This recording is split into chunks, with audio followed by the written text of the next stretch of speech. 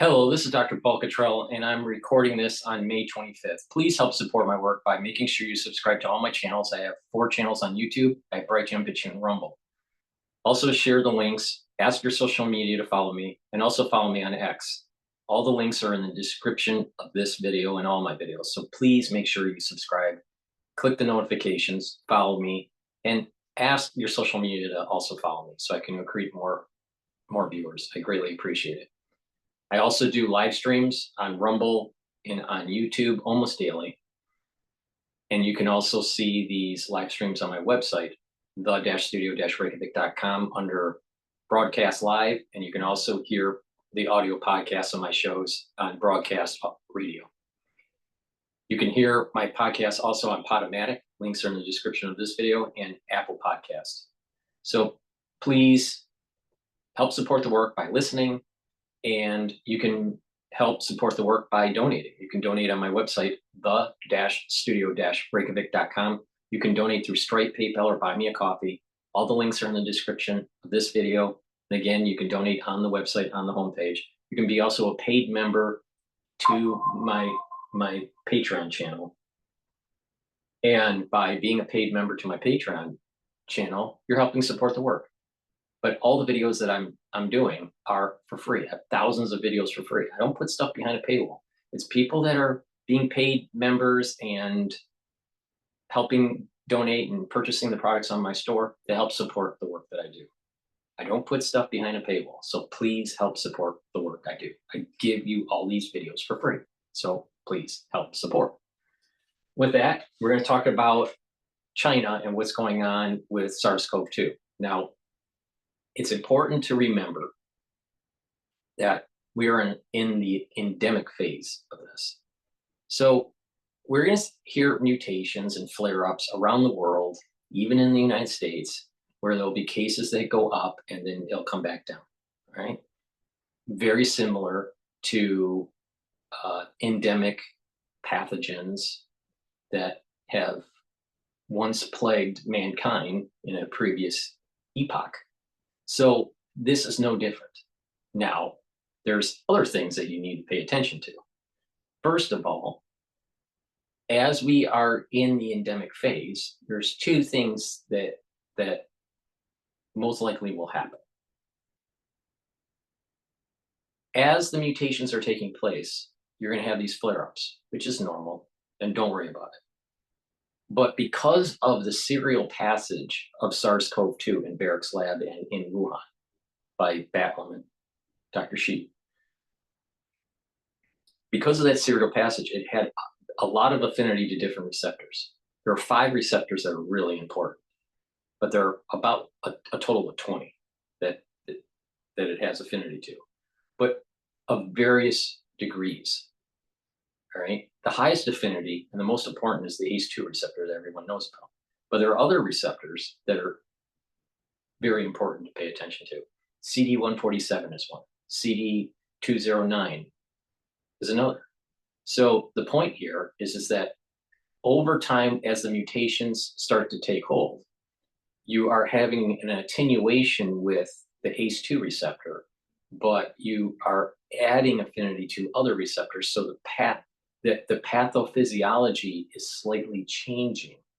And this is what I coined in 2020, the pinball effect, where it's losing affinity or gaining attenuation with one receptor, and because of evolutionary pressure, it will gain affinity to another receptor like CD147. It already has the affinity. It's just not as strong compared to ACE2. So if you put these viruses on a panel and you had different receptors, the probability of it sticking to the ACE2 would be high, and the other ones would be lower, depending on which receptor you're looking at. But over time, because of mutations, that probability could change. So the affinity could be stronger over time with CD147, and therefore the pathophysiology is going to change versus the high affinity of these 2. So it's called the pinball effect. And as that is happening, then you can have a major flare up that could last longer and then attenuate and come back down. This is going to happen over multiple decades, where you have these changes, waves. All right, it's not just one, because it's not just one receptor; it's multiple receptors with different types of pathophysiology. So you'll have these waves where there'll be a spike of it, and then, but the clinical presentation is slightly different. It may be less of pulmonary infection and more of some sort of problem with your red blood cells, or less as a pulmonary infection and more with the digestive tract, or less with a pulmonary infection and more with neurons. This is something to pay attention to because of the multiple receptors, and it's what I call the pinball effect. Now, I thought that the pinball effect would be faster, but because these mutations are not happening as fast as I was thinking they would, these pinball effects are going to go over multiple decades. Okay, so that's one point to pay attention to here. So we're in the endemic phase. It's not that big of a deal, but pay attention to attenuation of one receptor with a gain of affinity to another receptor on the pantheon of receptors that it can touch because of this serial passage that took place in Barrick's lab. Okay, the next thing to pay attention to is the fourth and the fifth cocktail. This is not the fourth or fifth cocktail, what's going on in China. All right, but what is the fourth and fifth cocktail? The fourth cocktail is SARS-CoV-2 platform with influenza. Certain genes of influenza expressing the H spike. All right, now, so in that chimera, there's this ability to express the spike protein from SARS-CoV-2 and the H protein, or the N protein, depending on what they inserted in, but most likely the H protein. That would have an affinity to all these different receptors. The spike protein would have the affinity to all these different receptors that I talked about earlier, including ACE2, but the H protein would have its affinity to its particular receptor. So you have more receptors to touch to now.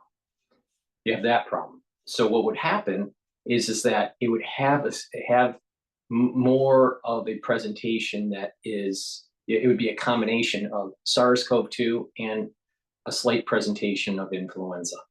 That's the fourth cocktail. Hasn't been released yet, but it could. Now, the fifth cocktail is SARS-CoV-2 platform with or without the H protein that also has expression of HIV genes.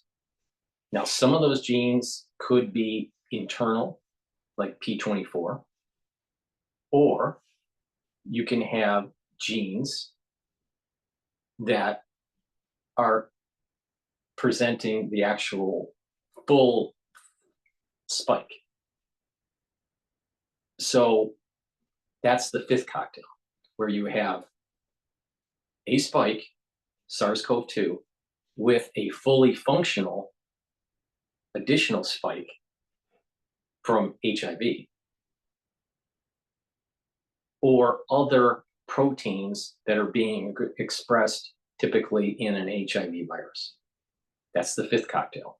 Now, the ramifications of that is that it's going to show manifestations of an HIV infection.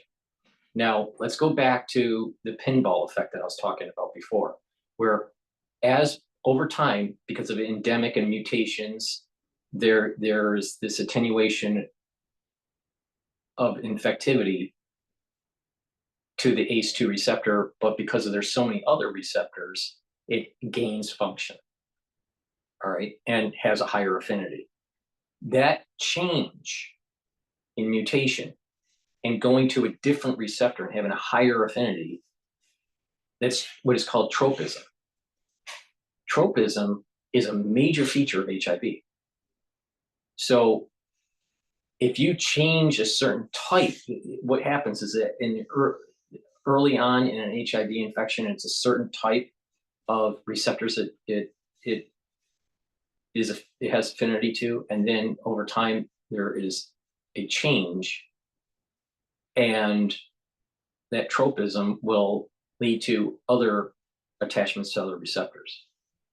All right, so keep that in mind, that there is this tropism aspect to the pinball effect. That's with what's out there right now, SARS-CoV-2. There's the fourth cocktail, SARS-CoV-2, with the H protein being expressed that hit other receptors. And you have the fifth cocktail, that where you have SARS-CoV-2 with or without the H being expressed, H protein being expressed, with other genes that are from HIV, either internal genes or spike protein genes, okay, that are fully functional. But the point here is that the fifth cocktail will have manifestations, the pathophysiology of it is going to be more similar to HIV. All right, so the fourth cocktail and the fifth cocktail have not been released, but they could be released. This has been developed. This is not theoretical. All right, so but it hasn't been. What has been released is the SARS-CoV-2, and there's this attenuation that we're in. There's this endemic phase that we're in that will eventually lead to tropism, to other higher affinities with these other receptors. It's attaching to the receptors now, but if you have less probability of the ACE2 and higher probability with, let's say, CD147, you have a different pathophysiology that's going to take place with that infectivity. So with that in mind, that's kind of like a background of why we need to pay attention. Now, we also need to pay attention to some historical context. The Spanish flu had multiple waves. We had multiple waves in SARS-CoV-2.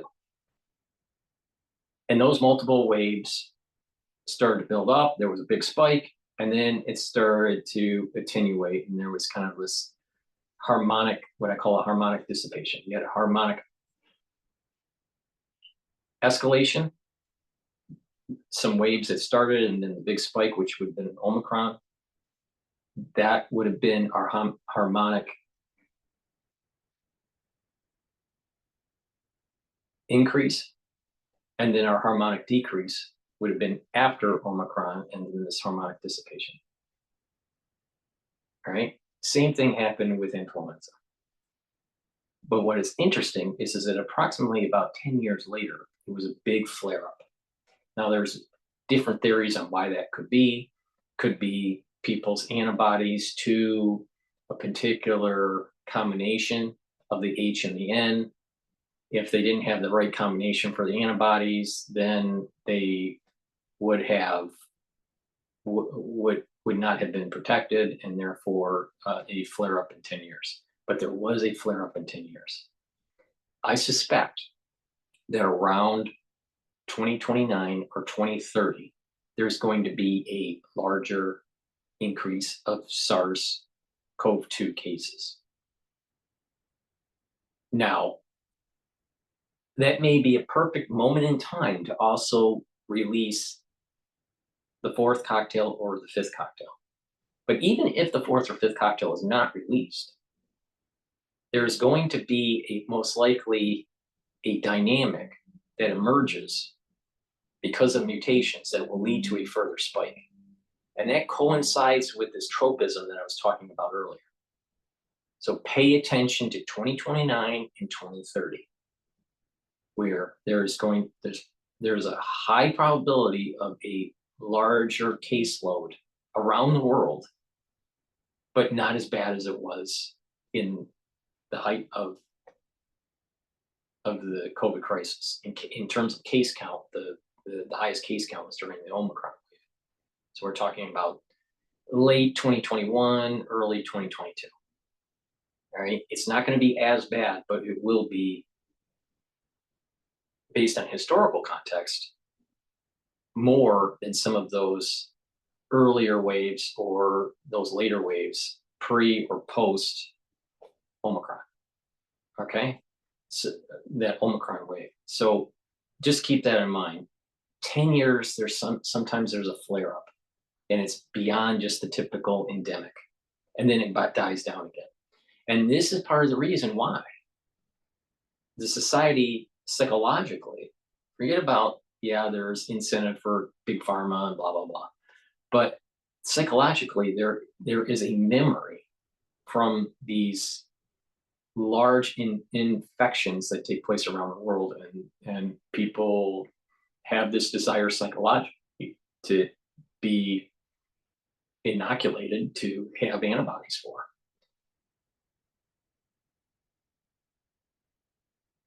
But if the analog of the epi curve holds, then we most likely will see a huge flare up of SARS-CoV-2 in 2029 or 2030.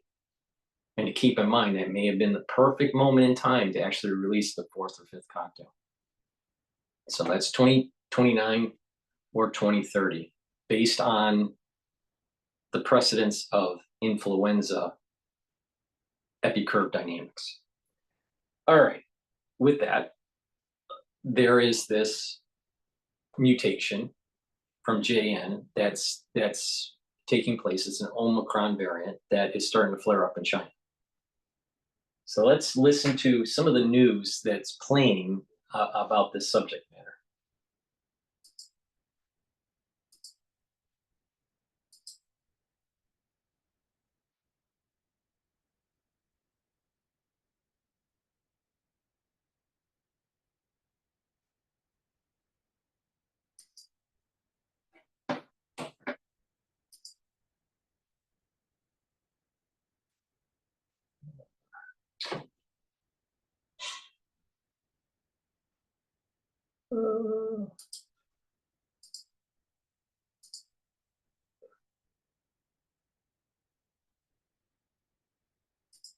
Which countries are reporting a surge, and should India be concerned?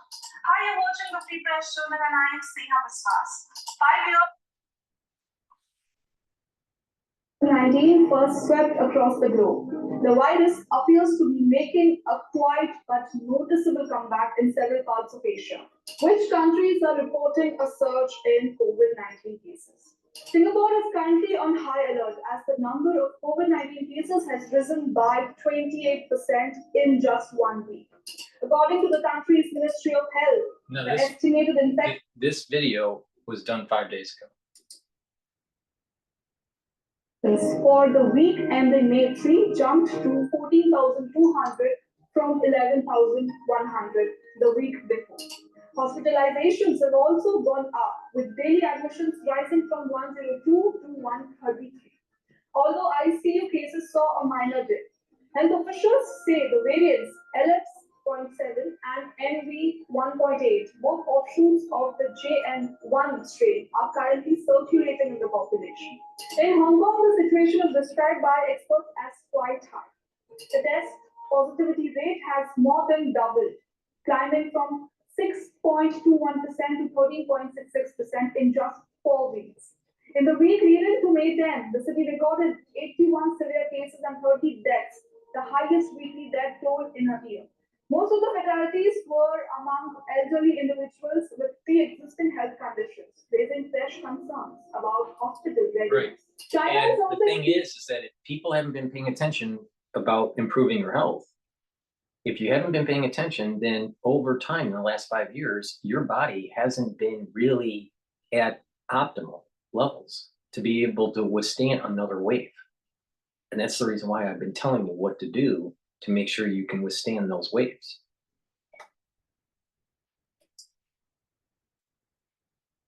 witnessing a rise in COVID-19 infections, with the Chinese Center for Disease Control and Prevention reporting a sharp increase in positivity rates. Though exact figures remain limited, officials indicate that current levels are approaching the peaks observed during the last major wave. Thailand has reported two notable cluster outbreaks this year, particularly after the April's Songkran festival, a major event that draws large crowds. While the number of severe cases remains under control, health authorities are actively monitoring the situation and advising the public to remain cautious. Now, moving on to India. What about India? In contrast, India's COVID-19 situation as of now remains relatively calm. As of now, there are only 93 active cases in the country, according to the Ministry of Health. No signs of fresh wave have emerged. Health experts say that while a significant resurgence is unlikely, people should not drop their guard entirely. Authorities recommend basic precautions such as wearing masks in crowded spaces, maintaining good hand hygiene, and ensuring timely booster vaccinations where applicable. Is there a reason to worry? Globally, health experts are urging caution but not panic. For those planning to travel to countries currently experiencing a surge, experts advise evaluating the urgency of the trip. Non-essential travel to high-risk areas should ideally be postponed. If travel is necessary, standard precautions, as I mentioned earlier, can significantly reduce risk. While the pandemic may be behind us in many ways, COVID-19 has not disappeared. So stay safe and stay aware. And for more such stories, don't forget to like, share, and subscribe to the Free Press Journal. Thank you for watching. Now, the key here is not to panic, all right? Just pay attention to what I've been saying. There is the high probability of tropism with the different receptors that SARS-CoV-2 attaches to. And that we're in the endemic, there's going to be cases that spike up in your community and then come back down. If you are health compromised, it's more problematic for you. If you're not health compromised, you'll be okay. In a small percentage of the population, even if you are super healthy, you may have problems. But that's a very small percentage, right? So just keep that in mind. But most likely, based on historical precedents with the Spanish flu, there was a surge 10 years later. All right. So I suspect that something similar is going to happen because of mutations. But we're in the endemic phase and there's an attenuation. Mutations still are taking place, but it's not that bad. All right. But if you have previous problems from the crisis of 2020 and you get hit again, you got a problem. You got a big problem. But if you're relatively healthy, you'll weather the storm decently. So there's these different groups and different probabilities that can happen. Does it mean the whole population is going to have problems? No. But the thing is that if you continually repeat the issue, and this is an important point here, because of what I call AIDS-like syndrome, all right, that's shutting down your immune system. When you keep on chronically getting infected, then what happens is that you are stimulating your IG4s and by stimulating your IG4s through this pulsing of additional infections, it's actually immunosuppressive. In addition, because of the super antigen of S1 subunit that attaches to the TCR, the T cell receptor, it doesn't allow for it to attach properly to the MHC2 receptor. And it also, that T cell starts to produce pro-inflammatory cytokines, causing inflammation. So it further causes problems with your immune system. This is part of the mechanism of the AIDS-like syndrome so if you're getting constantly pulsed with infection through the endemic phase, you are weakening the immune system. All right. Now, a lot of people weren't paying attention to what I've been saying, but I've been very accurate about this. So just keep in mind, yes, we're in an endemic phase, but if you chronically are getting pulsed with this, even if it's mild, it's actually causing problems with your immune system. And that's why it's important to bring down that inflammation, all right, and try to boost up your immune system the best you can. And I tell you how to do that. All right, so that's that phase of it. So right now, it's not big of a deal. This is just normal endemic dynamics. Now let's take a look at what Decoding China has. Now, Decoding China seems to be kind of a CIA operation. But let's just take a look at how they frame what's going on in China.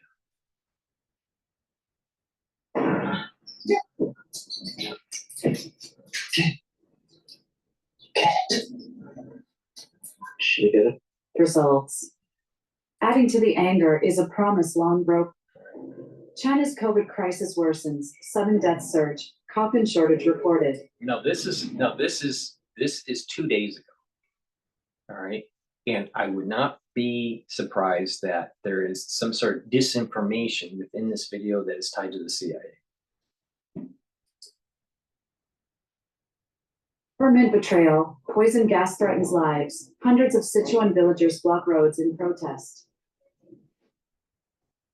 Shaman turns ghost town in 2025. Chilling reality shocks China. Beijing's wealthy rush to emigrate. Luxury villas left abandoned and decaying. China's economy like a leaking truck. Experts reveal the crisis behind April data. Welcome to Decoding China, your go-to source for vital news and deep insights.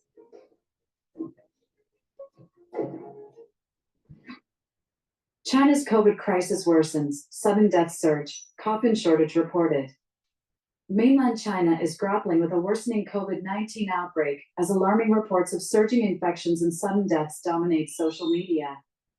On May 17, the Third Eye Channel on the Ganjin World platform reported a massive outbreak, with the Chinese CDC confirming COVID-19's dominance in emergency May room 17th. Since April. Yet, with many hospitals refusing to test for the virus, the true toll remains hidden. A doctor from Xintai City People's Hospital in Harbin shared on Douyin that COVID-19 cases are overwhelming fever clinics. Another Douyin user warned that post-May Day infections are rampant, stating, "One person gets sick, the whole family suffers."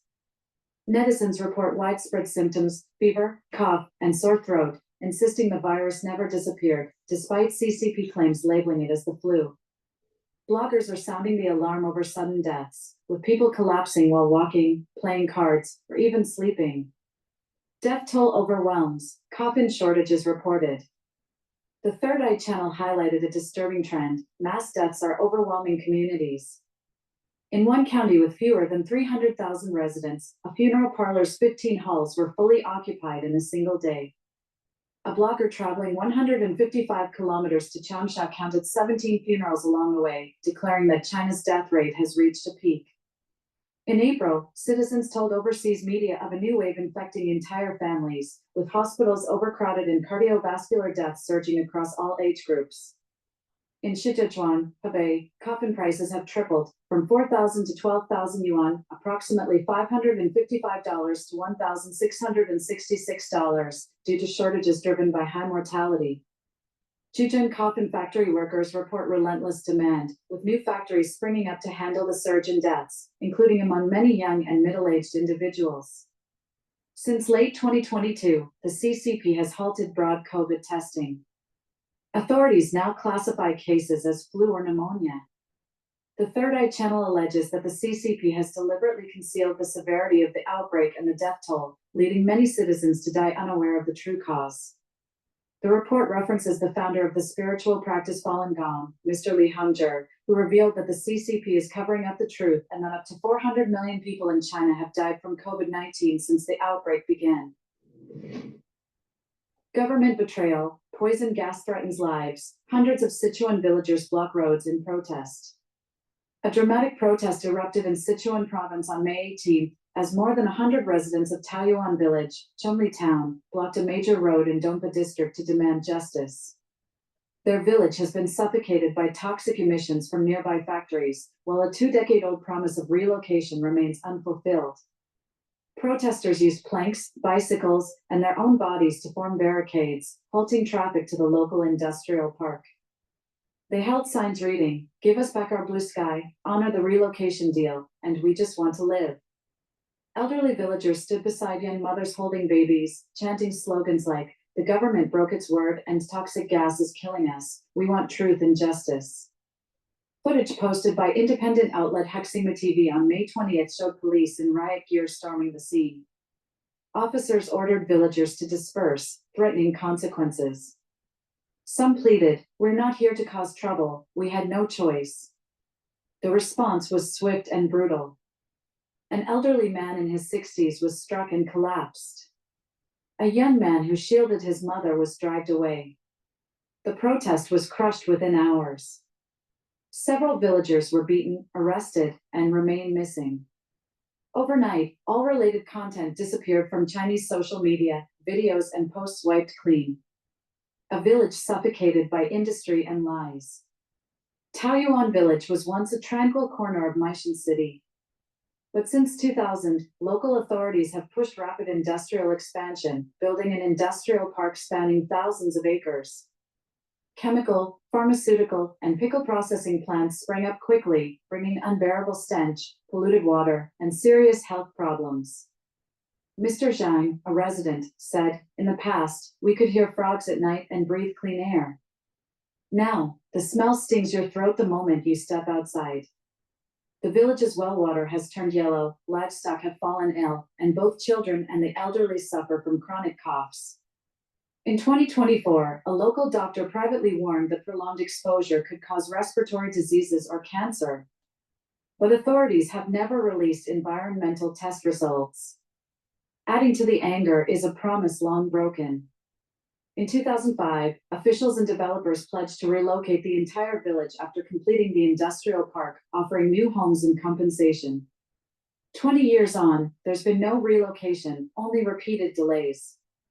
Villagers now say even their phones are monitored and they no longer have the right to complain. Tightened censorship, rising resistance. In China under Xi Jinping's leadership, grievances find no official outlet. In 2024, the Cyberspace Administration upgraded censorship systems to filter out any keywords related to protests or civil rights. Domestic platforms remain silent, but footage of the Taoyuan protest, along with others, continues to spread on overseas social media, often revealing scenes of police brutality. According to Freedom House's China Dissent Monitor, protest movements in 2024 involved a wide array of groups: workers, religious communities, homeowners, farmers, students, parents, investors, consumers, activists, Tibetans, and Mongolians, indicating that dissent has reached nearly every part of society. Chinese human rights lawyer Wu Xiaoping told Radio Free Asia, "The CCP is not a government of justice, it's a party-state dictatorship. Its legal system causes many of the very problems people are trying to resolve. With no fair or affordable way to seek justice, the public is pushed into protest.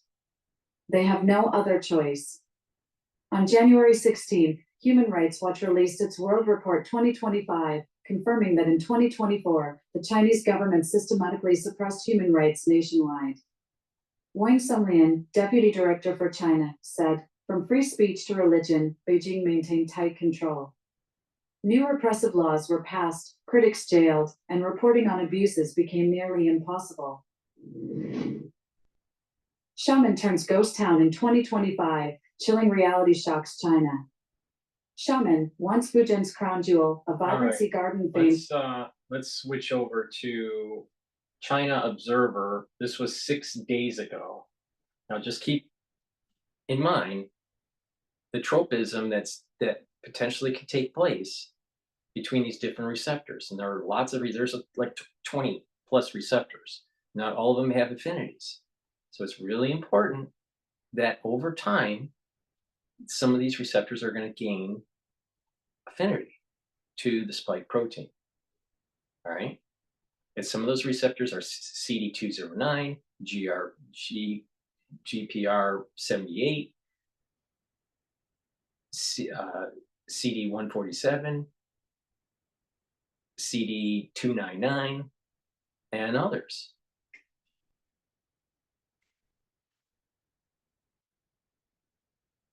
Now, a lot of people aren't talking about the tropism that's emerging with SARS-CoV-2.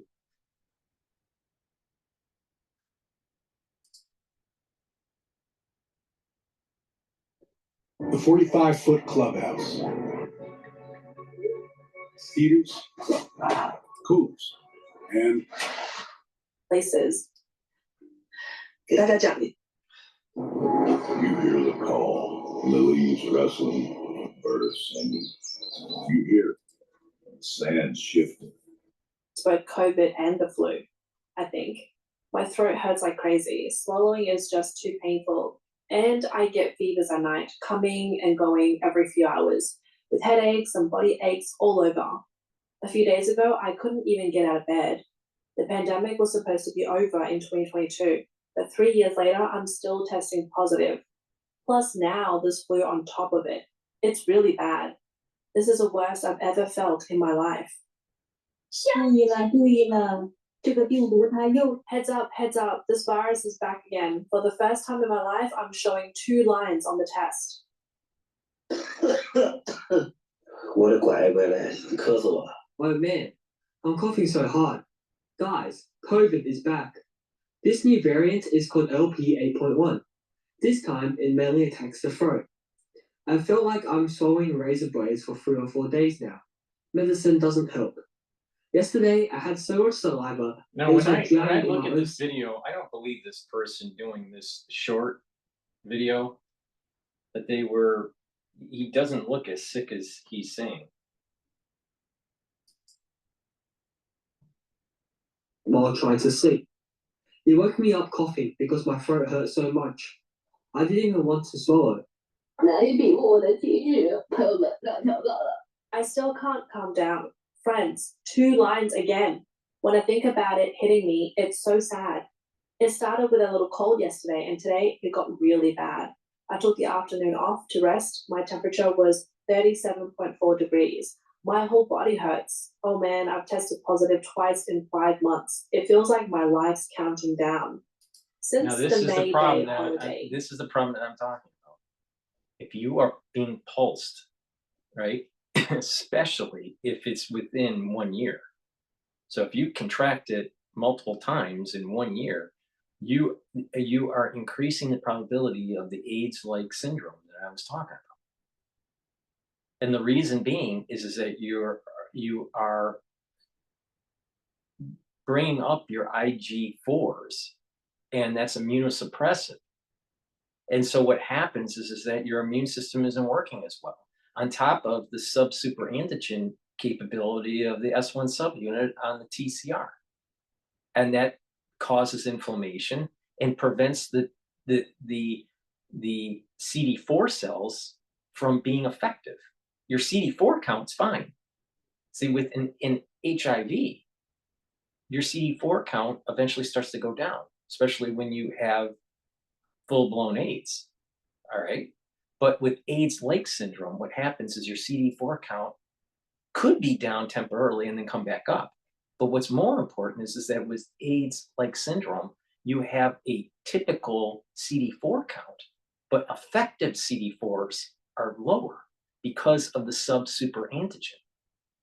Now, it's not a super antigen, and therefore you don't have sepsis, because to have sepsis, because of a super antigen, you would be attaching to the TCR and attaching to the MHC and preventing the CD4s from eliciting an immune response. And so there's a huge surge of pro-inflammatory cytokines.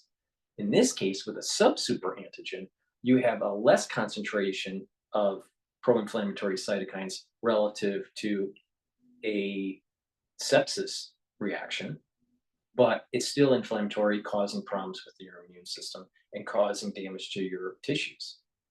On top of inhibiting this sub-super antigen is inhibiting your CD4 cells, and therefore you have ineffective CD4, and your effective CD4 count is going down. AIDS-like syndrome. So if you're pulsing and getting infected, multiple times in a year, you are increasing the probability of the AIDS-like syndrome. Users on Chinese social media platform have posted videos reporting new COVID-19 infections with symptoms including fever, cold, sore throat, and cough. Despite 3 years having passed since the initial outbreak, the The COVID-19 key is to bring down those pro-inflammatory cytokines.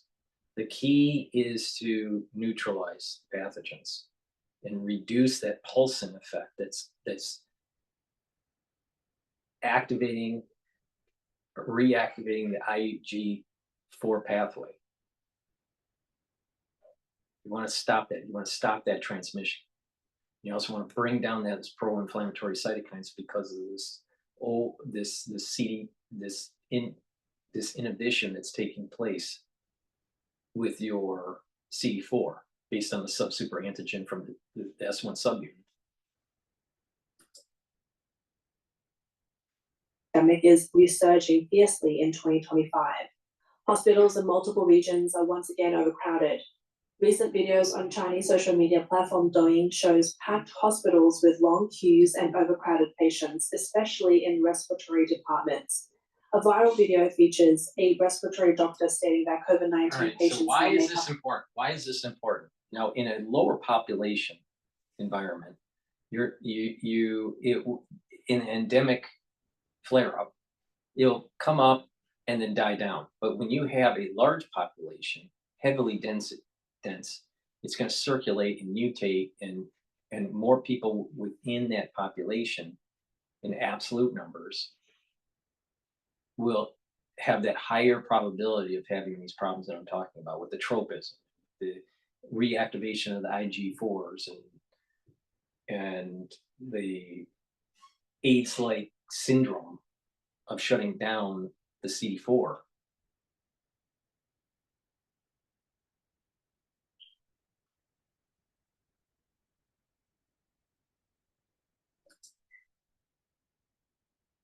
large proportion of cases. 很多呢，今天10几个病人， There are a lot of cases. Today, over 10 patients. About 80% are COVID, so it's a big chunk. I got 3 vaccine shots, including a booster. Whether it's the vaccine or infection, immunity doesn't. No, here's the problem is that by keep on pulsing that system with the inoculations, you're reactivating the IG4, and that's immunosuppressive over time, and that's the same problem with the pulsing of the natural infection. So you can cause this AIDS-like syndrome effect, either temporary or longer lasting, with that pulsing of the natural infection, and you're getting infected multiple times in a shorter period of time, and or that pulsing with those boosters. And when that happens, you're reactivating your immune system to the point where it's actually becoming inhibitory. You're activating too much of the IgG4 antibodies, and that is immunosuppressive.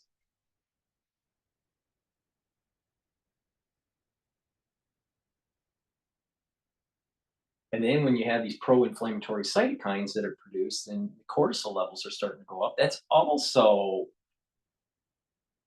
with certain pathways, immunosuppressive and causing damage to tissue.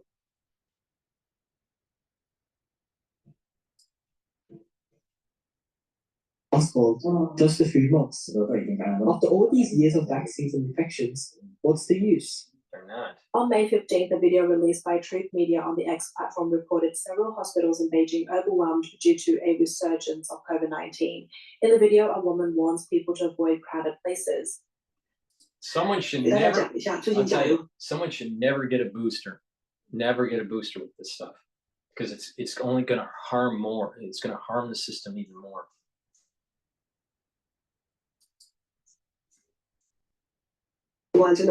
Let me tell you, flu and COVID have been crazy lately. Gentlemen, we gather here today to honor the gifts of Father's Day past. Ties, mugs, whatever this garbage is. Flu and COVID have been crazy lately. Don't go to crowded places. At the end of April, my daughter went somewhere unknown and came back with the flu. She had a high The reason fever of why the flu and SARS-CoV-2 is happening is not because of the fourth cocktail. It's because the immune system is weakened, and it's what I've been saying for 5 years. AIDS-like syndrome. It's a weakening of the immune system because the pulsing of the natural infection and the pulsing of these inoculations. 40 degrees for 3 days.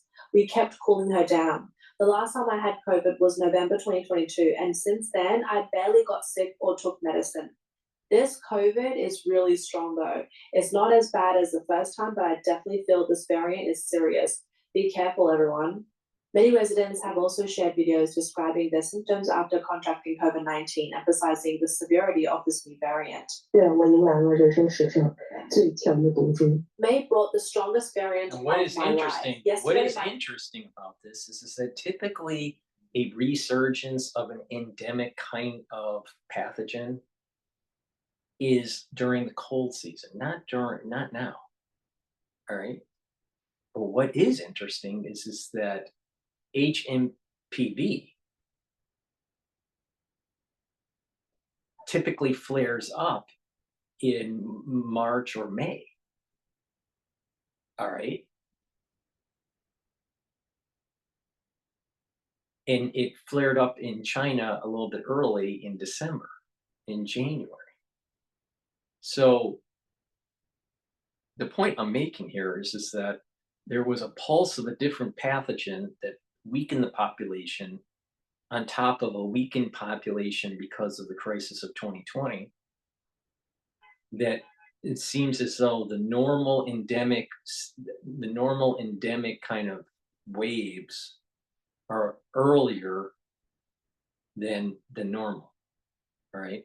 I would have expected this to be happening at around September of this year, not in May or June. So that's a little worrisome. That part is a little worrisome. And so when it comes to the United States in the fall, as is circulating around the world, it may be problematic. Is it problematic to the United States right now? No. it hit 40 degrees. I was dizzy, my limbs were weak, and I had chest tightness and shortness of breath. When I saw 40 degrees on the thermometer, I nearly jumped out of my chair. It was my first time seeing 40 degrees on a thermometer. This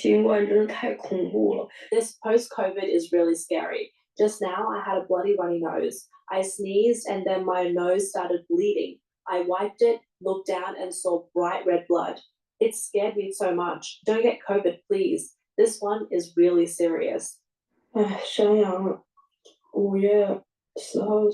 man, this is my third positive test. On May 10th, I visited Longpa Temple and felt something was off. That night, my sister came back from the city and got a fever first. On the 11th, around 7 p.m., I started running a high fever. And the next morning, my throat felt like swallowing razor blades.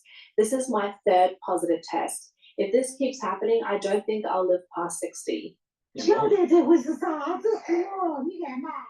know what variant this is this time. Look, coughing every day, no phlegm, just that throat tickle. It's been like this for half a month. My younger kid's stomach is bad, and every time he coughs, he throws up. Yesterday, we went to Shifang, and he threw up all over the car, and I just cleaned it. I really don't know what to do. Today is day 8 with COVID. My voice is still hoarse like a duck's. Who would have thought? It's 2025 and I still get COVID. Becoming a little positive person. Guys, I've been positive for 3 days now. This one feels about the same as before. Really bad. I went back to my rural hometown over Labor Day. Probably my mom caught it first. She got cold symptoms and felt awful. Then I got it. Then my son, daughter, and wife. All with COVID symptoms. Cold, fever, body aches, feeling terrible. I haven't slept well for 3 days, just about 2 hours each night. Comments flood the internet describing their suffering. Just had an unusual explosive headache. COVID is scary. My throat hurts when I speak. Even ibuprofen extended release capsules don't help. I've been coughing for a month. It's The future of performance management is visual. Increasingly, digital signage is taking center stage when it comes to driving productivity and action. I've been coughing for a month. It's terrible. My throat feels like I'm swallowing razor blades. My whole family got sick. This illness is serious. Notably, the recent surge in attention to China's COVID situation was triggered by Hong Kong singer Eason Chen's diagnosis and subsequent concert postponement. Eason Chen's 3 concerts originally scheduled for May 16 to 18 at the Kaohsiung Arena in Taiwan were postponed to May 29 to 31st after his positive COVID-19 diagnosis. His management company, Universal Music, announced on May 15 that Chen fell ill on the evening of the 14th, was diagnosed with COVID-19, and had to suspend performances immediately for recovery. Eason Chen expressed regret on Weibo, stating, "After waiting 12 years for the Kaohsiung Arena, I never expected to be taken down by the virus overnight." Thanks to the celebrity effect, this news quickly spread online. Fans expressed sympathy for Chen, while the public was shocked by the apparent resurgence of the COVID-19 pandemic. 你们这边最近阳了的人多不啊？ Are lots of people around you testing positive? I have a bunch nearby. Just saw on the news, even Eason Chen tested positive and his concert got postponed. Everyone, please wear your mask when you go out. 最近大家还是把口罩戴上吧，又有点严重。 Now, what is Everyone should keep interesting, wearing masks. what's going to happen in the United States when this does happen? In the United States, most likely in September, but let's just say that it happens in September. Hopefully it doesn't happen, but it'll most likely happen in the United States. You're going to have lots of people, they're going to say, yes, it was bad, but I recovered. But they don't realize what has just happened. They've been pulsed. And with that pulse, with the natural infection, it's just like being pulsed by the inoculation. And again, it's the IgG4 antibody being immunosuppressive. And so it's weakening the immune system on top of you have spike in your system, either through the inoculation or through the natural infection, that is at least temporarily shutting down the CD4 effective cells, because it's blocking the CD4 from attaching to the MHC2. And plus you have this pro-inflammatory, the pro-inflammatory effect. So the virus is causing inflammation, shutting down that CD4, pulsing your IgG4 count, and now it's suppressing your immune system, so it's harder to clear the infection. People don't understand what I've been saying since 2020, and that is everyone has been painted into a corner. No matter, there's no way out of this. You can't get out of this situation. The only thing is to take a look at what the pathways are and how to try to mitigate some of the pathways. What are some of the problems? Pro-inflammatory cytokine production. You need to shut that down. You can shut that down. Another thing is to stop the pulsing from the inoculation, stop the boosters. Another thing is to boost up your immune system, so if you do get pulsed by the natural infection, that your immune system has the energy to kind of absorb it. All right. So that means lifestyle change, right? And do certain things that will help to boost up your immune system that I tell you on a daily basis how to do. But the thing is that everyone is, no one can run away from this. No one, no matter who you are, you can't run away from this.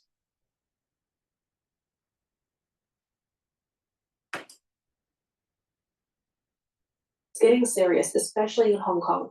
There are still many severe cases and over 20 deaths And then reported. people in the United I States will haven't go, gone out well, they didn't die. They didn't die. They didn't go into the hospital. They didn't die. But they're not paying attention that you now have suppressed your immune system, and you have now opened up yourself to opportunistic infections that may be transitory. But the thing is that your immune system is down, and now you have AIDS-like syndrome. And then further problems take place. You age faster. You start having problems with your memory. You start having problems with your heart. You start having problems with your digestive system. You start having problems with your vascular system. You can't run away from this. Lately, and I had a sore throat and mild fever recently. Probably caught it too. I said in my last video, everyone should keep wearing masks. Hong Kong's situation is serious, but many people don't know what's going on. I only saw this info after Labor Day. The masks don't help. The masks don't help. Masks won't help. Masks won't help you in terms of truly mitigating the problem, because one, people don't wear the mask properly. They don't take off the mask properly. And not just that, the way the masks are designed, in most cases, the masks are designed to reduce the probability of spreading it if the individual has something and they're wearing the mask, not the other way around, where someone has something, all right, someone doesn't have something, and if someone's not wearing it properly in their hands and all that, you're eventually going to catch it anyways. So the masks are at the very best, very minimally prevent people from getting sick. Very minimal. Very minimal. It's not effective. Not effective. What is effective is boosting up your immune system. For info on Douyin, I had to find out elsewhere. The cases started rising in April in Hong Kong and Shenzhen. Because Hong Kong's severe cases and deaths are higher, people are paying more attention now. Many ignored it before, thinking it was just a regular cold. Mixed with flu and adenovirus, masks don't completely stop infection, but they do help, right? Most severe and deaths in Hong Kong are older people or those with pre-existing conditions. There are also severe child cases. Think about this. You have people that have pre-existing conditions that don't weather the storm very well. Why? Because they have pre-existing conditions. Most of those pre-existing conditions are diabetes, heart disease, and pulmonary problems. So it makes sense that they would go first. When you're older, your immune system is down just by the process of aging. And then on the other side of the spectrum are the very young, where their immune system isn't fully robust. Right? So it takes 6 months before you can even produce IgGs. But it takes about 2 years before that child has a more robust immune system. So it has to be exposed to different things, right? So it has a weakened immune system just in its first couple of years of life. Some normally healthy kids got very sick too. Based on the above cases and the woman's description, the outbreak actually started quite some time ago. However, as usual, the Chinese Communist Party, CCP, chose to cover up the truth again, deliberately suppressing related information. This caused most of the public to remain unaware and failed to take protective measures. Moreover, the May Day holiday saw a surge in travel, with crowded tourist spots further accelerating the virus's spread. If not for the postponed concert of singer Eason Chen drawing public attention, the truth about this wave of infections might still be largely unknown. On May 16, following news on Eason Chen's COVID-19 diagnosis, the topic COVID-19 cases surge again in mainland China quickly trended online. Comments from Turn thinking about your bathroom into loving it with Floor and Decor.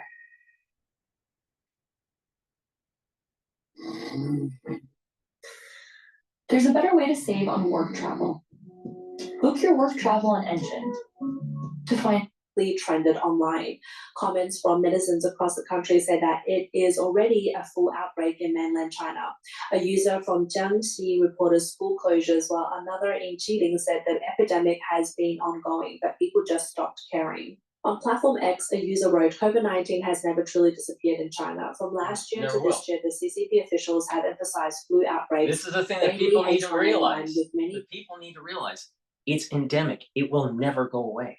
It will never go away. Did influenza go away after the Spanish flu? No. It will never go away. And if I'm right, it's going to get worse, most likely in 10 years. And that there's this tropism that's going to start to emerge, where you're going to have a higher affinity in different pathophysiology as it gains additional affinity to these different receptors and lose affinity to the ACE2. Now, if I'm right, then when someone gets SARS-CoV-2, it's actually going to manifest differently.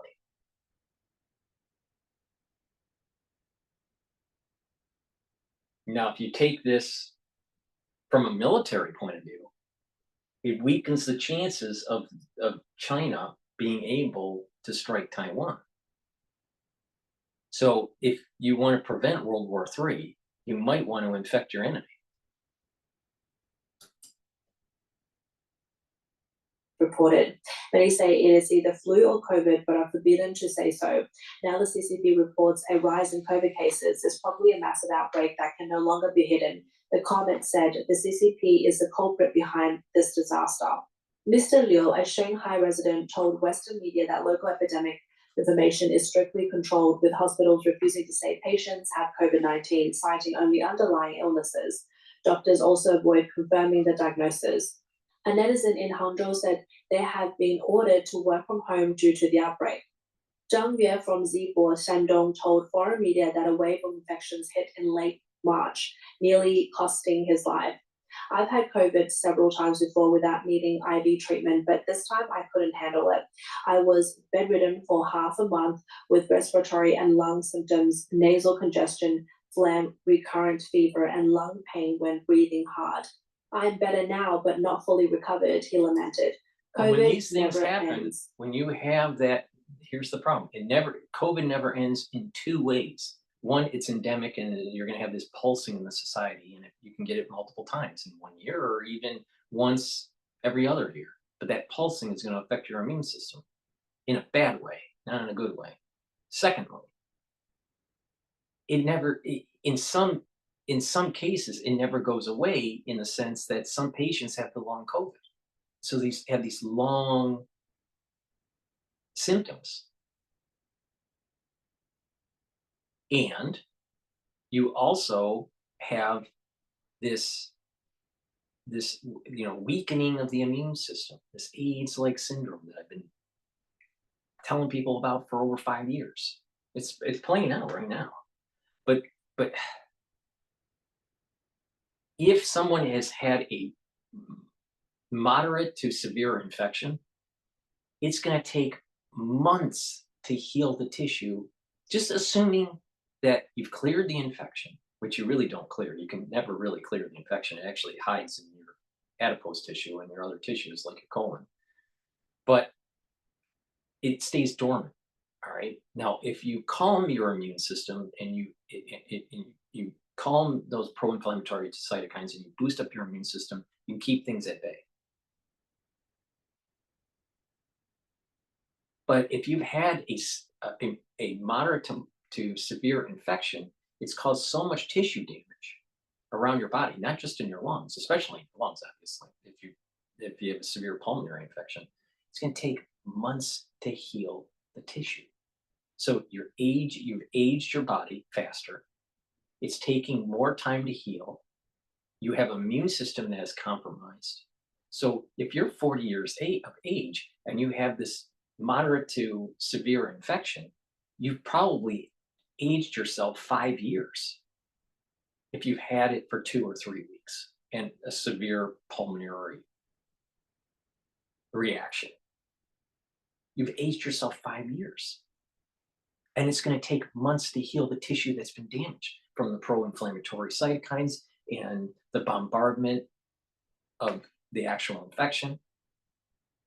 Take months to heal. And those are the cases that aren't long COVID.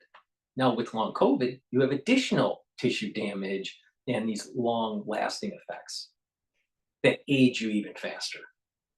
So you get a moderate to severe infection, and you've aged probably more than 5 years. And you're taking months to heal. Now, if it's really severe, where it needs to be hospitalization and you've had it for a couple months, then you're talking about it'll probably take you 1 full year to to remodel the tissue damage. Some of that tissue is going to be fibrotic. There's going to be scar tissue, fibrotic, and what's going to happen is you've aged even more than 5 years with a suppressed immune system. So having it pulsed is a big problem, big problem, and that is with the inoculation or with the natural pathogen.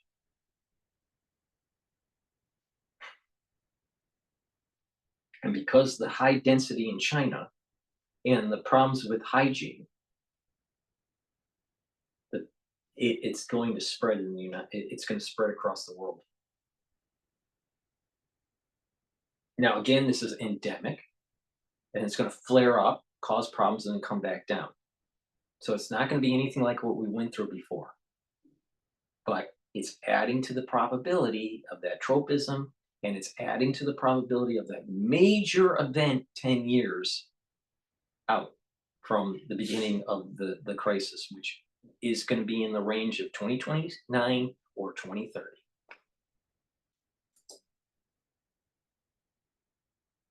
It never really goes away. Hospitals don't admit it. It's COVID, so it's all kept quiet. It's too hard. Infections is unavoidable. It's just a matter of time. A young parent from Zibo said that the whole family caught COVID during the May Day holiday. The kids recovered quickly in 4 to 5 days, but they themselves took 10 days. Symptoms were milder than the first time, but still tough, with lingering cough and possible mild pneumonia. A man from Suzhou, speaking under the alias Li Gang, said that his nearly 1-year-old child also caught COVID, diagnosed on May 14th after high fever. The child likely contracted from the grandmother who had contracted with an infected neighbor. Another man from Baoji, Shanxi, using the synonym Xiaoqiang, told foreign media, "There are a lot of colds lately. Many relatives and friends have fever and symptoms like during the previous epidemic. Doctors just call it a cold, a different name." He added, "Many people Well, you know, have it's a combination. It's probably mycoplasmic pneumonia or influenza. It could be SARS-CoV-2. It could be HMPV. Here. Years ago, tens died of white lung disease. Recently, 5 to 6 people died in our town. One person was fine before sleep but didn't wake up the next morning. Another had a cold and high fever that never dropped and eventually died. Right. So when Mr. the immune Zhong system is from- starting, when the immune system, see, the reason why we're seeing it in China more often is because you have a higher population and it can circulate and change and mutate. So as the immune system is weakened because of the AIDS-like syndrome, these other infections are starting to pop up. It's not just SARS-CoV-2.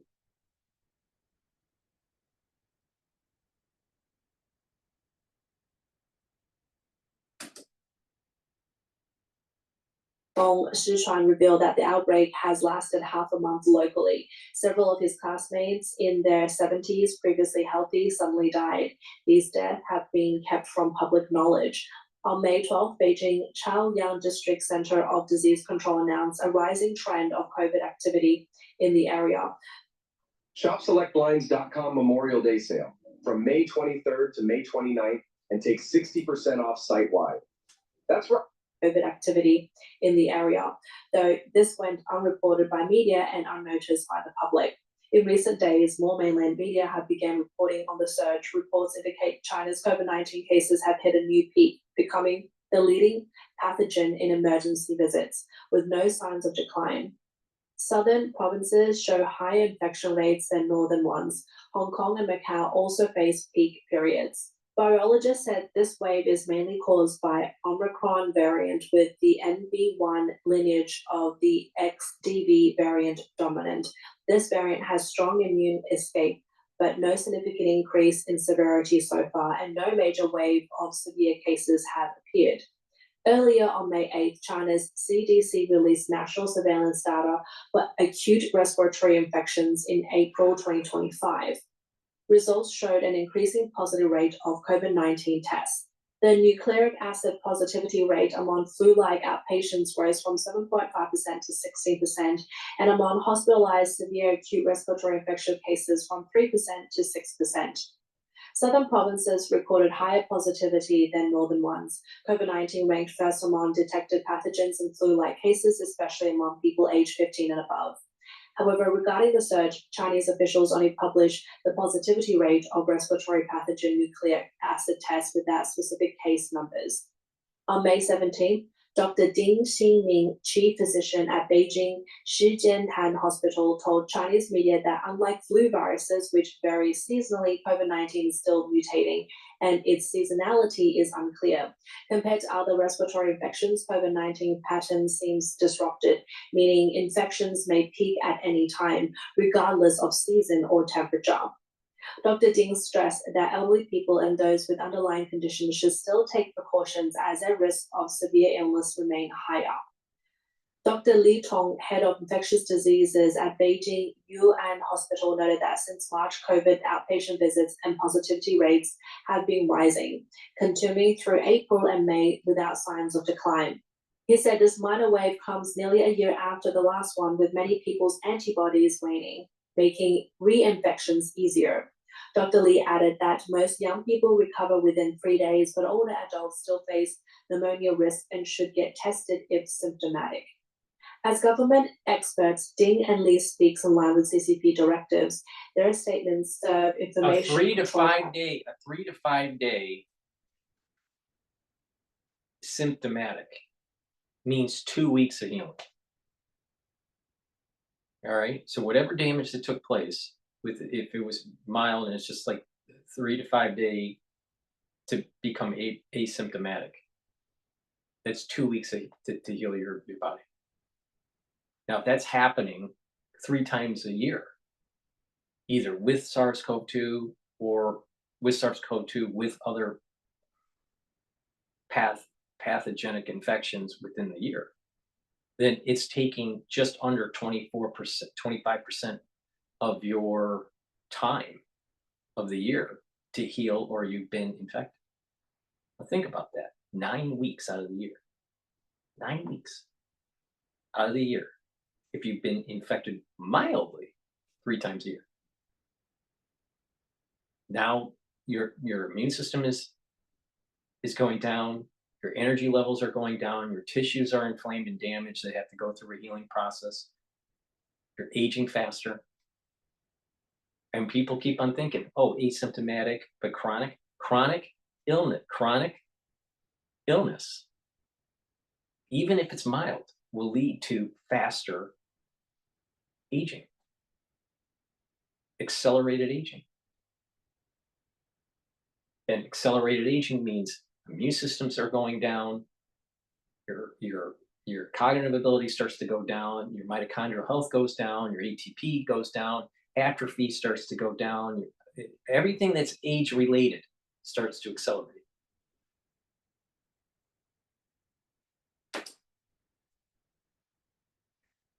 Some truth are not openly discussed due to political sensitivity. In contrast, public comments and feedback provide a more realistic picture. As mainland China faces this outbreak, cases are also rising sharply in Hong Kong, Taiwan, and Singapore. Hong Kong's Center of Health Protection reported a surge in COVID-19 deaths, rising from 3 in February.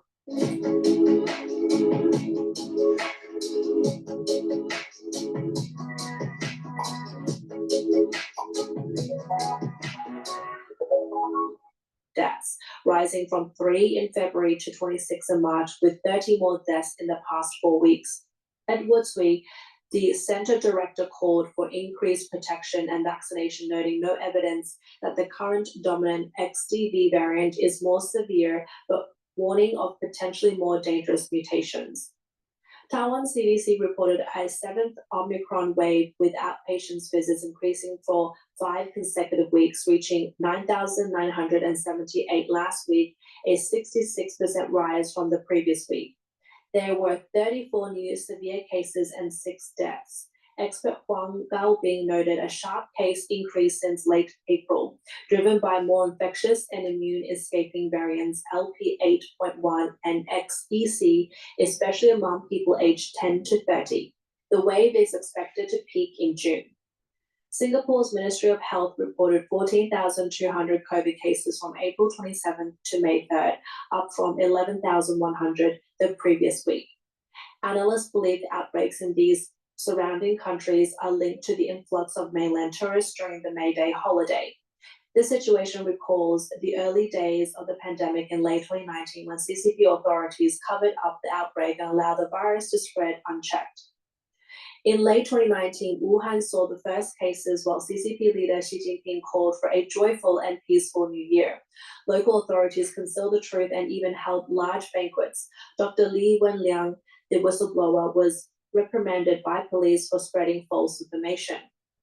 The virus soon spiraled out of control, becoming a global pandemic. The true death tolls remain unknown. During the zero COVID era, harsh lockdowns caused suffering and death from lack of care. In December 2022, China abruptly ended the policy, triggering a massive outbreak that overwhelmed hospitals and funeral homes. Since then, official funeral data was ceased to be published, raising concerns about transparency and data concealment.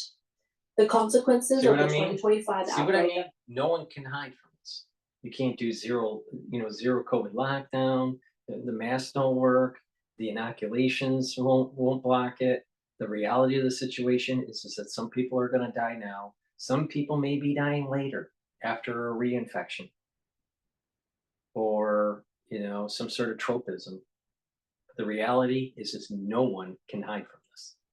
Nobody. The best that you can do is boost up your immune system the best that you can, change your lifestyle, be healthy, and live your life in a positive way the best that you can, because there is no way out of it. No one can hide from this. Nobody. You can pretend that you can hide from it, but you can't. You can't. You can't.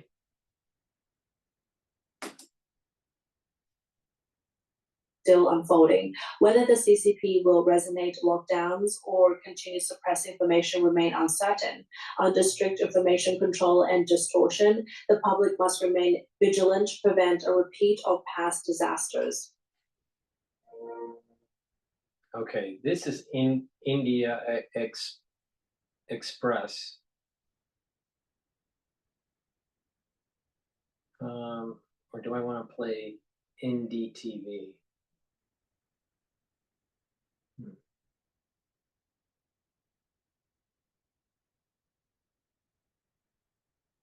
Let's play first post, and then we'll end the show here. Taking a stand for investors. Everyone says it.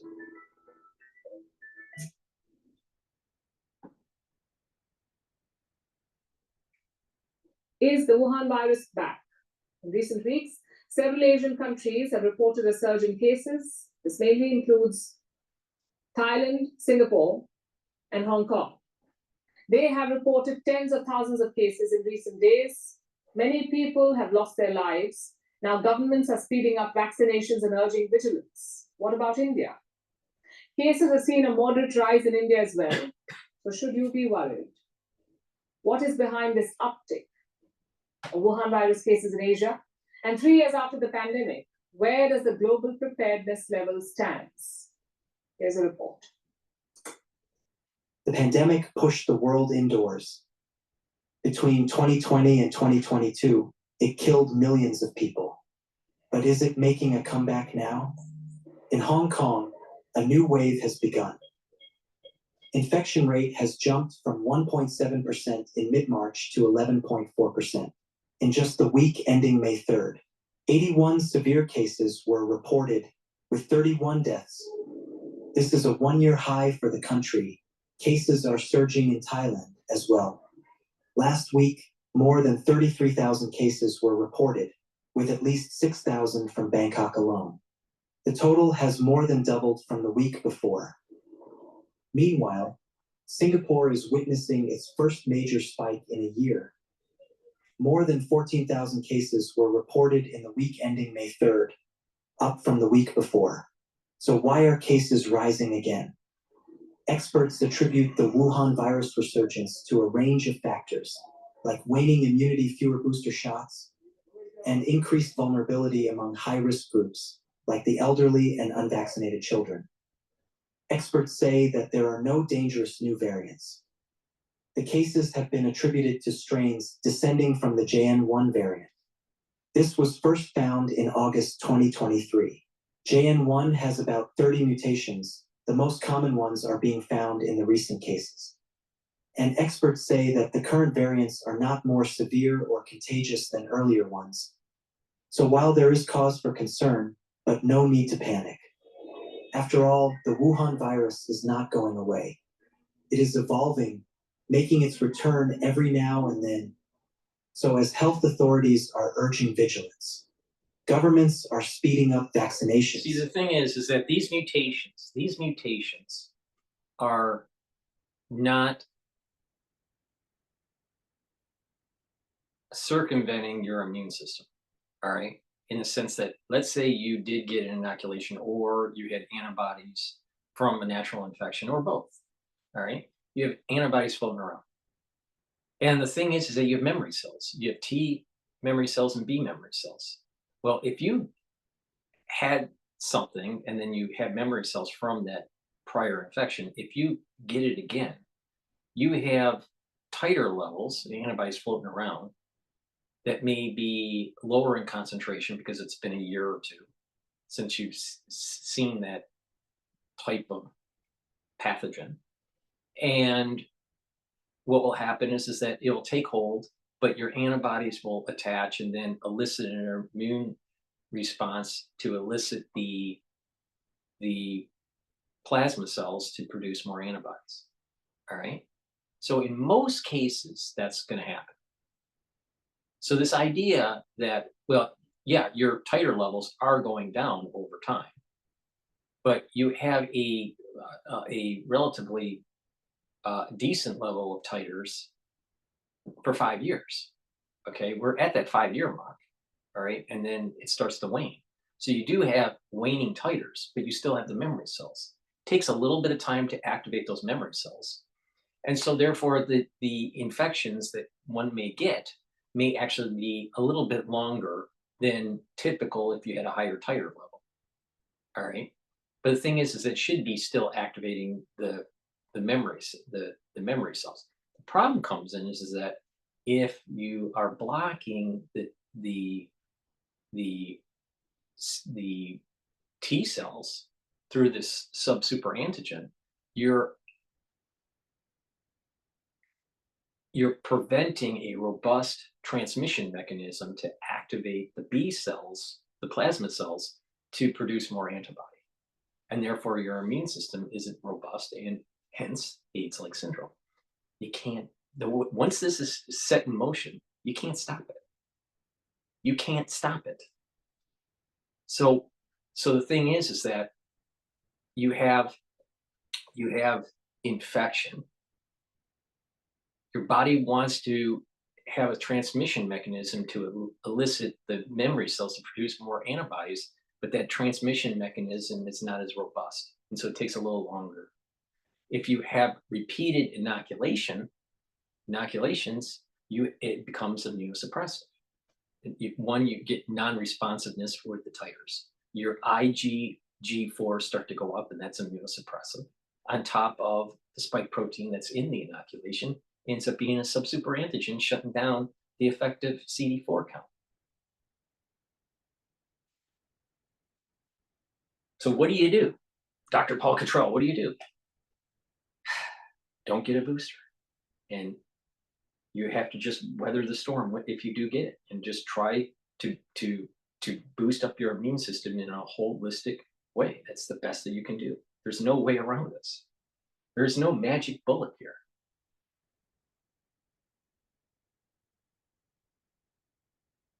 And so the scientific community is saying, well, cases are going up, therefore the canonical thought is just put more titers in.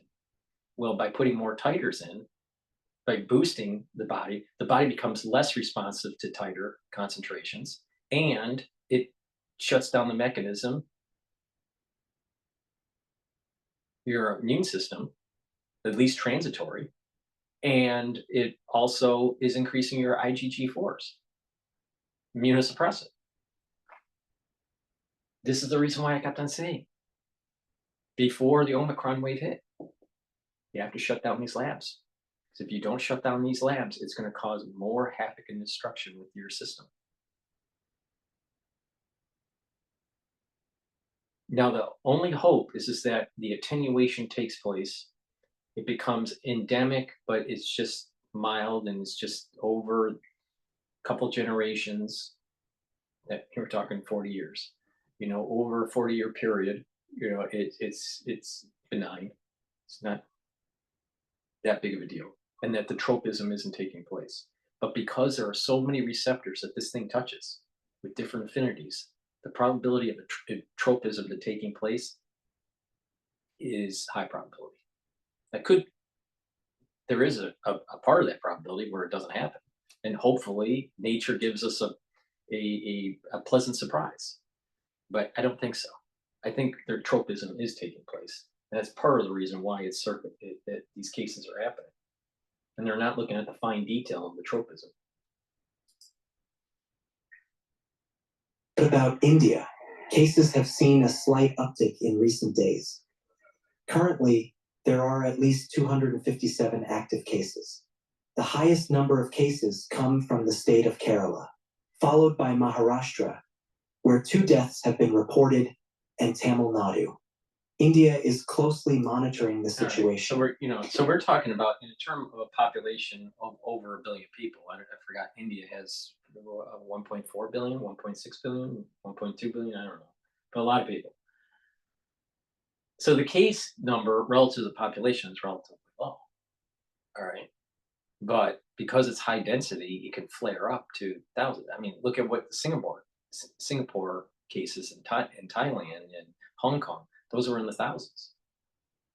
So this is going to flare up.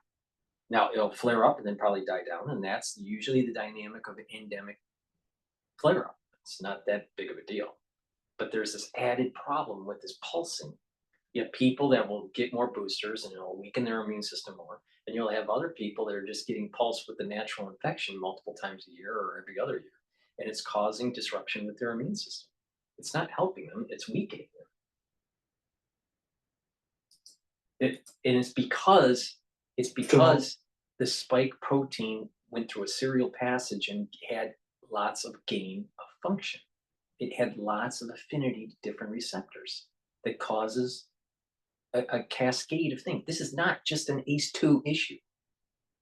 And that's what most people don't get in their head in the scientific community, in terms of researchers or in terms of clinicians. SARS-CoV-2 is not just one receptor pathogen. And so therefore, it's gonna manifest itself in a different way during the endemic phase than other types of pathogens, such as influenza. You know, in Spanish influenza, the Spanish flu was a big problem, right? But it eventually kind of went through its endemic phase and died down. Yes, there are people that died, but it's nowhere near as what it used to be in 1918. That isn't going to happen with SARS-CoV-2 because of the gain of function and the multiple receptors this thing hits, because of the tropism. But it's slower. It's slower. Even though it's mutating in a lot, its mutation is relatively slow. All right, compared to the quick tropism that takes place in HIV.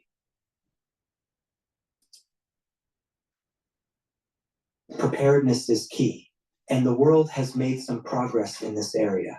After 3 years of negotiations, countries have adopted the pandemic agreement. They signed off at an annual meeting of the World Health Organization. This is only the second time in the WHO's history then an international agreement has been reached. The first was the tobacco control deal in 2003. Of course, the US is not part of this agreement, having withdrawn from the WHO after Donald Trump took office. This may dim the treaty's success, but this legally binding accord is a positive step.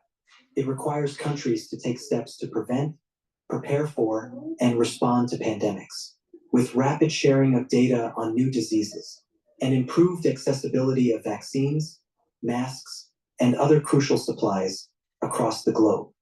And for the first time, the WHO itself will have an overview of this, while execution on the ground could be another battle altogether.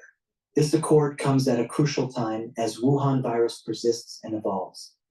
It is a tangible example of strengthening prevention, international collaboration, and taking lessons from the pandemic that changed the world as we knew it. At first post, we are choosing to hold on to accuracy. That means we won't all. All right. So that's the update with SARS-CoV-2 in China and in Asia, and a little bit of a background and just a refresher of why it's so important to realize that it's not just the ACE2 receptor, and how AIDS-like syndrome is really important in terms of this dynamic. And I've been saying this since 2020. It's just playing out. Now, should Americans worry right now and, stock up on, toilet paper? No, don't worry about it right now. But the facts are this: live your life, but you can't hide. You cannot hide from this. All right. And,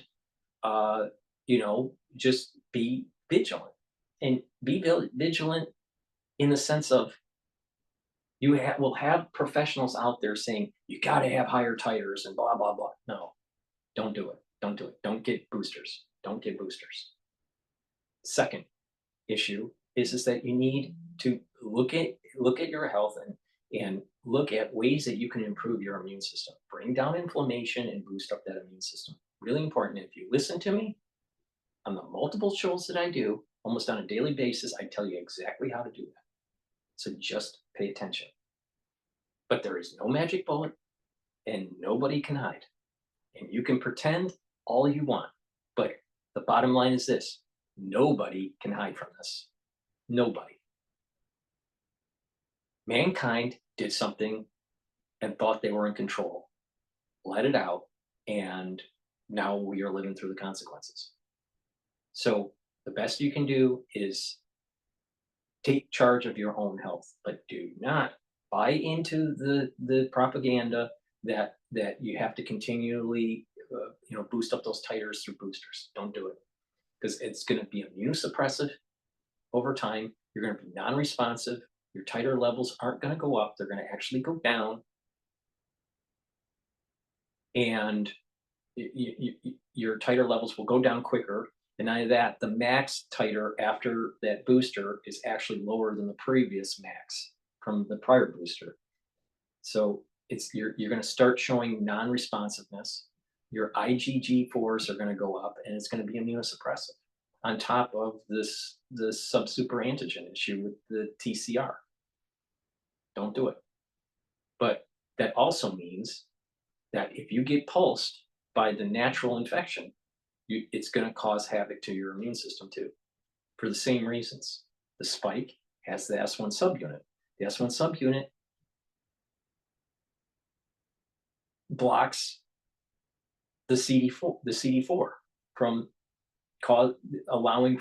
eliciting the immune response, because it's a subsuper antigen, and you're going to get this pro-inflammatory response causing tissue damage on top of it. That's just a key that's one of the key features of the spike protein, and you can't fight that. That's in the inoculation and in the natural infection. And if you're getting pulsed, what's happening is that there is a little bit of an immune response, because not all your CD4s are blocked, but it's just slowed down that immune response. And eventually the body will realize, oh, I have SARS-CoV-2 again, and then the IgG4s will pop up, and then it becomes immunosuppressive. And then you have to heal your damaged tissue. And again, if you have something mild, 3 to 5 days, it takes 2 weeks to heal. 2 weeks to heal for a mild infection. If you have something more major, that's more problematic in your pulmonary system or your other organ systems, it could take weeks or months to heal. And if you have long COVID that has lasted for 8 months and it's caused tissue problems and inflammation and it's chronic, it could take years to heal. And in all those cases, you are aging faster. You're aging faster even with a mild infection, but not as much. You're especially aging faster with a moderate to severe infection. Those are just the facts. You can't hide from this. Nobody can hide from it. Dr. Paul Cottrell can't hide from it. The truthers can't hide from it. The ones that took the vaccine can't hide from it. The ones that didn't take the vaccine can't hide from it. Nobody can hide from this. Please go to my store and get the great products that I offer, help support my work, and donate if you like the content I do to help support my work. You can donate through Stripe, PayPal, or buy me a coffee. You can be a paid member to Patreon. Make sure you subscribe to all my channels. I have 4 channels on YouTube. I have Brighteon, Bitchute, and Rumble. Please help support the work. And thank you for listening and have a nice day.